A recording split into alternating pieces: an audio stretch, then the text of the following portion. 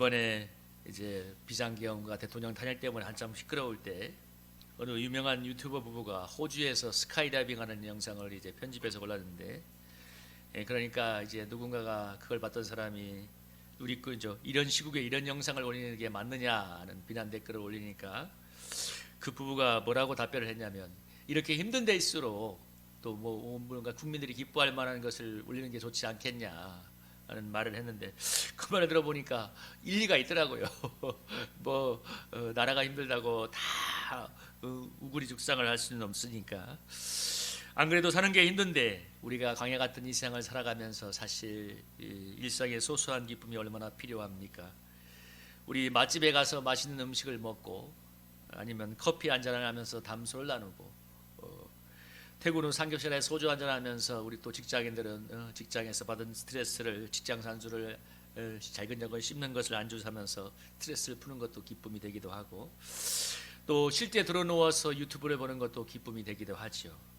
이런 작은 기쁨은 우리의 일상에 큰 힘을 주는 것이고 또 그런 것이 필요합니다.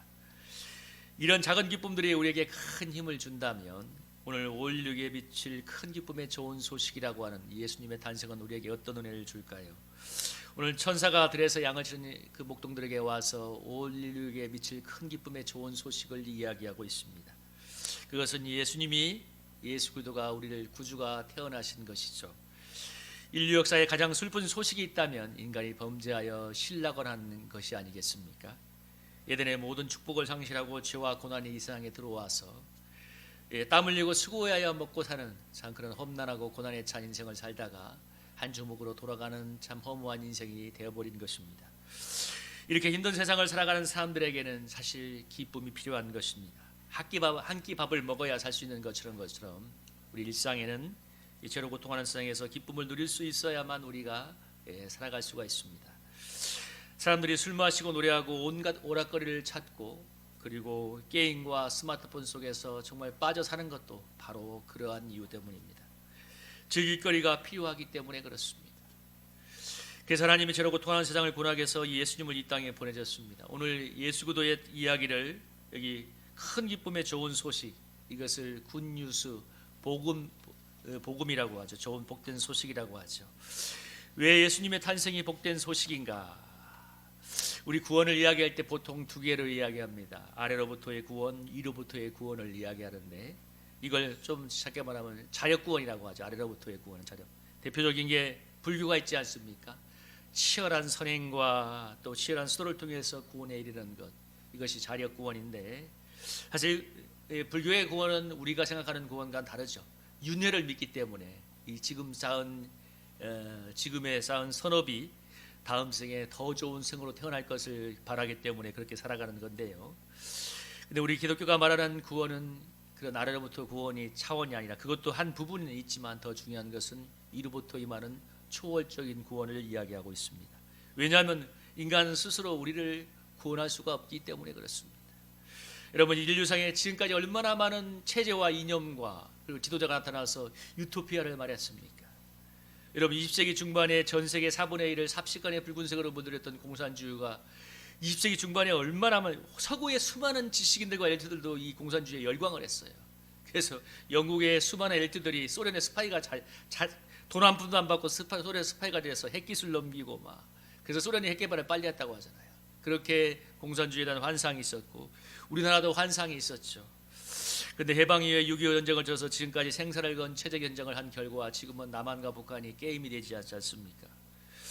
북한은 이제 남한과 비교 불가할 수 없을 만큼 뒤처져 버려 있습니다. 경제력은 거의 50배 차이가 나고, 북한은 이제 백성들을 제대로 모치지 못해서 얼마나 셀 수 없는 탈북자들이 목숨을 걸고 국경을 넘어가고 있지 않습니까? 그래서 반대로 남한은 좀 하나님의 축복으로 날로 강성해져서 2차 대전 이후에 독립한 사람 중에 유일하게 OECD 회원국이 되고, 원조받던 나라에서 원조를 주는 나라가 되었습니다. 그리고 지금은 K-팝 때문에 전 세계 수많은 젊은이들이 동경하는 나라가 되었는데요. 한글을 배우려는 열풍이 그렇게 많다잖아요. 한글을 배우려는 열풍. 그런데 중요한 건 뭐냐면, 그렇게 다른 나라 사람들은 동경하고 북한에서는 목숨을 걸고 동경하고 내려오는 그 땅에 우리나라의 많은 젊은이들은 이 땅을 헬조선이라고 부릅니다. 그러니까 다른 사람들의 눈에 보기에는 정말 동경의 나라인가 모르지만, 또 그게 또 틀린 말도 아닌 게 뭐냐면 세계 최고의 자살률이나 최저의 출산율을 달리는 것을 보면 또 일리가 있습니다. 젤소주라고 부르는 게. 그래서 여러분, 도대체 천국은 어디에 있단 말인가? 북한 사람들은 남한을 가는 것을 천국이라고 생각하지만 정작 여기 있는 젊은이들은 헬조선이라고 말하잖아요. 몇 년 전 지구촌에서 코로나가 있을 때 난리가 나서 막 정말 그랬는데, 코로나로 인해서 죽은 사람들보다도, 코로나에서 고통 사람들보다도 훨씬 더 많은 사람들이 전 세계 4분의 1이 시달린다고 하는 게 우울증이라고 하지 않습니까? 우울증. 이걸 개도국의 감기라고 말합니다. 정신적인 감기. 사람들이 왜 우울증에 시달릴까요?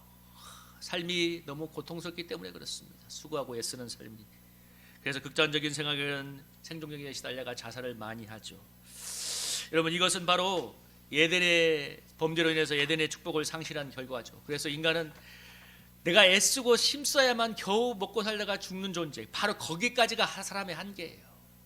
그러니까 아무리 스스로 노력을 해도 구원을 이룰 수가 없는 거예요. 김세현 교수가 말했듯이 구원을 이루려면 100의 에너지가 필요한데 사람이 가진 게 10도 안 되니까 아무리 애를 써도 안 되고, 아무리 수많은 지도자가 나오고 수많은 체제가 나와도 안 되는 것입니다. 뭐 북한에서 내려온다고 해서 천국을 오는 게 아니잖아요. 그 사람들은 또 새로운 시간을 만들어야 되는 것입니다. 그래서 우리에게 필요한 것은 위로부터의 구원이 필요한 것입니다. 위로부터의 구원이. 그래서 오늘 예수님이 다윗의 동네에 구주가 나왔으니 곧 그리스도 주시니라, 이것이 우리에게 기쁜 소식인 것은 죄로부터 구원하는 불멸의 생명이신 예수 그리스도가 우리에게 오셨다는 사실입니다. 여러분, 많은 사람들은 죄를 굉장히 관념적으로 많이 생각해요. 죄는 알못하나 법을 어기고, 요즘 너무 우리나라가 법법법에서 정말 지긋지긋한데, 죄는 법을 어기고, 물론 그것도 많겠지만 죄는 그것보다는 훨씬 큰 세력이고 파괴적인 암과 같습니다. 근데 이 암과 같은 이 죄의 권세를 이기는 게 불멸의 생명인 예수 그리스도입니다. 그 예수님이 우리에게 오셔서 구원을 행하는 것입니다. 예를 하나 들겠습니다. 아까 우울증 얘기를 했는데 지금 이 사람이 너무 우울해, 절망에 빠져 있어. 여러분, 그 절망에 빠져 있는 사람을 여러분 무엇이 구원할 수가 있겠습니까? 요즘 정신과도 발달하고 약도 먹고 있지만, 그런데 여러분, 예수 그리스도의 이름을 부를 때 주님이 그 우울함을 물리쳐 주시고 우리에게 평안과 소망을 더딥혀 주시는 것입니다. 제가 언젠가 한번 그 얘기 했잖아요. 어느 개척교회 사모님이 너무 힘들어서 막 우울증이 와가지고 막 자살 중독이 계속 오니까 어떤 목사님이, 아는 목사님이 그랬다고 하셨습니까? 그 생각이 들 때마다 예수 그리스도의 이름을 불러라. 그러니까 정말 그 생각이 들어올 때마다 예수 그리스도의 이름을 부르니까 그 사모님을 사로잡던 어두운 이 자살의 충동이 떠나가고 어느 순간 자기가 회복되는 것을 느꼈다고 합니다. 근데 참 희한한 건 뭐냐면, 그 사모님의 고백이 뭐냐면, 그렇게 생각에 시달려가도 예수 그리스도의 이름을 부르는 순간 마음이 확 바뀐다는 거예요. 여러분, 실존적인 구원은 이것인 줄로 믿습니다. 세상이 바뀌는 것도 중요하고, 지금 이 나라가 막 이리 되라 저리 되라 진보와 보수가 싸우고 있지만, 그보다 훨씬 더 중요한 건 뭐냐면 각 사람에게 어떻게 구원이 임하느냐는 거죠. 사람들 열심히 살아서 자기 삶의 구원을 이루려고 하잖아요. 자기 삶의 구원을. 결혼을 왜 합니까? 행복한 가정을 이루려고 하는데 또 왜 헤어집니까? 그들 속에 행복을 만들어낼 수 있는 에너지가 없는 것입니다. 삶이 힘들고 피곤하니까. 예를 들면 여러분, 제가 저 사람의 상대방의 어떤 허물도 다 용서할 수 있고 이해할 수 있을 만한 내 마음에 늘 에너지가, 은혜가 풍풍풍 쏟아나온다. 어느 부부가 이혼하겠어요? 어느 부부가 이혼하겠어요? 그잖아요. 내가 내 마음에 저 사람의 허물과 잘못을 내가 얼마든지 품어줄 수 있는 마음이 늘 관용과 은혜가 펑펑펑 쏟아나온다. 사실 그러면 교회도 필요 없을 거예요. 그잖아요. 그 마음에 이미 천국이 있는데. 근데 그게 안 되는 것입니다. 여러분, 그래서 저는 제가 실존적으로 주님을 만나면서 느꼈던 게 그것입니다. 저도 너무 이 인생 때문에 괴로워하고 삶의 허물 때문에 절망을 했는데, 예수님 만나고 나서 저의 삶에 예수님이 주는 생명이 들어오고 난 뒤에 이것이 이런 것인가를 깨닫고 나서 목회길을 오게 되었는데, 언젠가 제가 어느 스피치 학원에 가서 있을 때 그 학원의 수강생들에게 각자 자기소개를 하는 시간에 제가 나가서 현직 목사라고 하니까 어느 분이 이렇게 질문을 했습니다. 목사님에게 하나님은 어떤 분이십니까? 하는 질문을 아주 뼈 있는 질문을 했어요. 목사님에게 내가 저 사람이 누군데 나한테 이런 질문을 하는가. 그래 내가 저에게 하나님은 생명입니다. 그랬죠. 내가 나에게 살아가는 이유고 힘이고 오늘도 나에게 삶의 의미와 살 수 있는 힘을 주시는 분입니다. 근데 그게 그냥 관념적인 답변이 아니라 제가 늘 순간순간 체험하는 은혜였기 때문에 그렇습니다.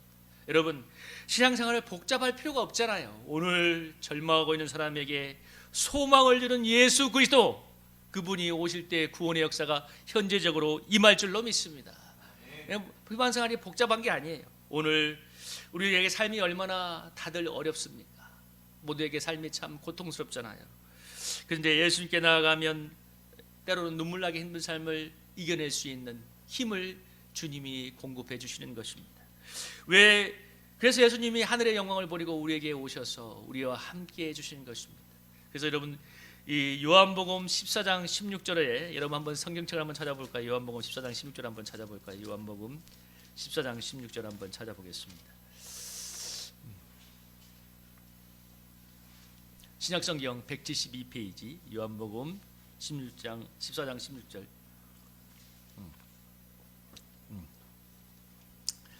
예, 우리 같이 한번 읽어볼까요?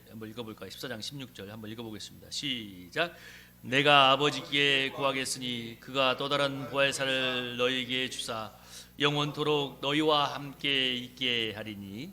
그 다음에 요한복음 14장 26절 27절도 한번 읽어보겠습니다. 한번 읽어보겠습니다. 시작. 보혜사 곧 아버지께서 내 이름으로 보내실 성령, 그가 너희에게 모든 것을 가르치고 내가 너희에게 말한 모든 것을 생각나게 하리라. 평안을 너희에게 끼치노니 곧 나의 평안을 너희에게 주노라. 내가 너희에게 주는 것은 세상이 주는 것과 같지 아니하리라. 너희는 마음에 근심하지도 말고 두려워하지도 말라. 아멘. 오늘 보혜사 성령을 보여주셔서 너희와 영원히 함께 한다고 하죠. 그리고 세상이 주는 것 같지 않은, 근심하지도 않고 두려워하지 않는 세상의 평안을 너에게 줄 거라고 말씀하고 있습니다. 여러분, 오늘 구주 예수님이 우리에게 오셔서 십자가에서 우리의 죄를 짐을 짓고 부활하셔서 천국에 올라가서 우리를 위해서 지금도 영원토록 하나님 보좌 옆에서 기도하고 계십니다. 뿐만 아니라 성령 하나님으로 우리에게 오셔서 영원토록 함께 해주십니다. 그래서 주님이 뭐예요?